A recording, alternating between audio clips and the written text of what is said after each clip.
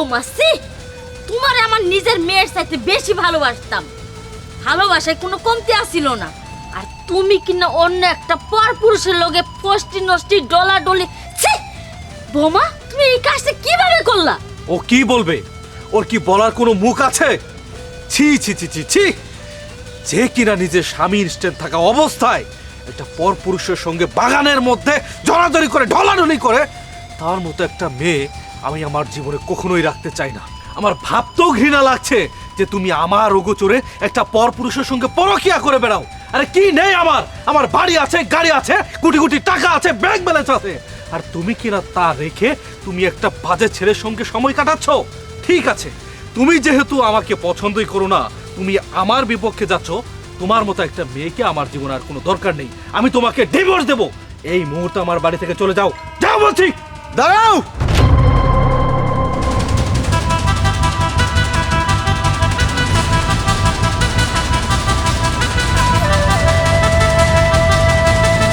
কবিতা, কোথায় যাচ্ছ তুমি? কোথায় আর যাবো, এই বাড়ি থেকে চলে যাচ্ছি। যাওয়ার আগে কি হয়েছে সেটা কি ওনাদের জানতে হবে না? সেটার আর দরকার নেই, চলো এখান থেকে।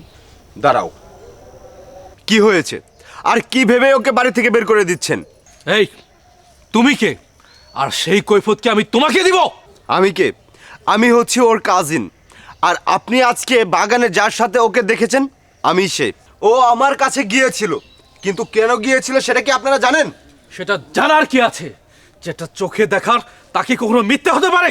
হ্যাঁ, চোখের দেখা অনেক সময় ভুল হতে পারে। তাহলে শুনুন।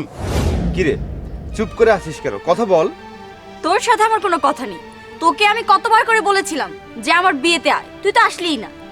আরে তুই তো আমার সম্পর্কে জানিস, আমি বিজনেসের কাজে দেশের বাইরে থাকি, দেশে আসাই হয় না। আর তোর বিয়ের সময় আমার ইম্পর্টেন্ট একটা কাজ পড়ে গিয়েছিল, সেজন্য আসতে পারিনি। I am sorry. যাই হোক, এখন কি বলবি সেটা বল। আসলে তোকে কথাটা যে কিভাবে বলবো, তোর ভাইয়া 1 মাস যাবত বেকার, তার চাকরিটা চলে গিয়েছে, পুরো সংসারের দায়িত্ব তার ঘাড়ে। এভাবে যদি বসে থাকে সংসার তো আর চলবে না।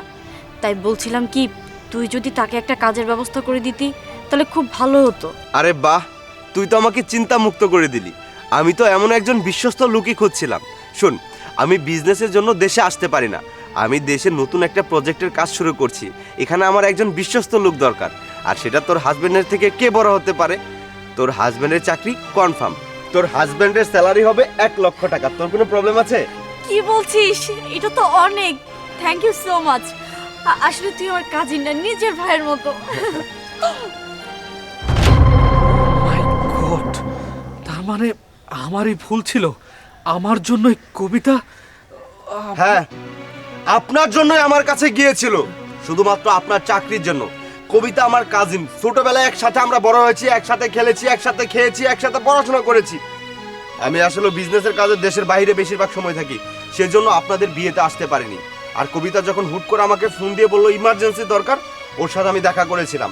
আর ও আপনার চাকরির কথা বলেছিল। আমি আপনার জন্য একটা চাকরি ঠিকও করেছিলাম, কিন্তু আপনি কোনো কিছু না জেনে শুনে ওর নামে বাজে কথা বলেছেন। কবিতা, যা হবার হয়ে গেছে, সংসারটা ভাঙার দরকার নেই, এখানেই থাকো। বৌমা, আমরা না বুঝে ভুল করছি, আমগরে মাফ করে দাও। দেখো, মানুষ মাত্রই তো ভুল হয়, আমগরেও ভুল হয়েছে, আমগরে মাফ করে দাও। আর তুমি সংসারটা ভাঙো না, তুমি আমগর বাড়ি থেকে যাও না, তুমি থাকো বৌমা। আম্মা, আপনি আমাকে মাফ করবেন। আমি এই সংসারটা আর জোড়া লাগাতে পারবো না, কারণ যে কাজ একবার ভেঙে যায় সেই কাজ কখনোই জোড়া লাগে না। আর তাছাড়া আপনি আপনার ছেলেকে জিজ্ঞেস করুন তো, আপনার ছেলে কেন গিয়েছিল ওই জঙ্গলে? আমি জানি তার কোনো উত্তর তার কাছে নেই। আমি এতক্ষণ চুপ ছিলাম তার মান সম্মানের কথা চিন্তা করে। আমি চেয়েছিলাম না এই কথাটা আপনার কাছে বলার জন্য। সেও তো ওখানে একটা মেয়ে নিয়ে গিয়েছিল, তাকে জড়িয়ে ধরেছিল। কই, তাকে তো আমি একটাবার প্রশ্ন করিনি, তার কাছে কোনো জবাব আছে? দাঁড়ান, এই মেয়েটাই তো ছিল, ওর সাথে দেখেছিলাম আমি। কুকিলা, তুই? হ্যাঁ খালা, আমি। আসলে ভাইয়া চেয়েছিল ভাবিকে কিছু সারপ্রাইজ দিবে, ভাবিকে কিছু শাড়ি, কিছু গয়না এগুলো কিনে দিবে, আমার হাত দিয়ে দিতে চেয়েছিল। আর এগুলোই আমি কিনেছিলাম, আজকে নিয়ে আসতে চেয়েছিলাম, কিন্তু আমার একটা ব্যস্ততার জন্য আজকে আনতে পারিনি। আর এর জন্য আমি ভাইয়ার সাথে আজকে দেখা করেছিলাম। কি বলছো?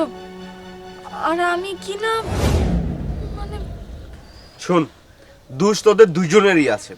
আরে তোদের দুইজনের মধ্যে এত সন্দেহ কিসের? সংসার করতে হলে দুইজন দুইজনের প্রতি বিশ্বাস রাখতে হয়, বুঝতে পেরেছিস? যাই হোক, আমি যাচ্ছি। সংসার ছেড়ে যাওয়ার কখনো চিন্তা করিস না। দেখেছো বৌমা, সামান্য একটা ভুল বুঝাবুঝির কারণে সংসারটা প্রায় ভাঙিয়ে যাইছে। চলো তো।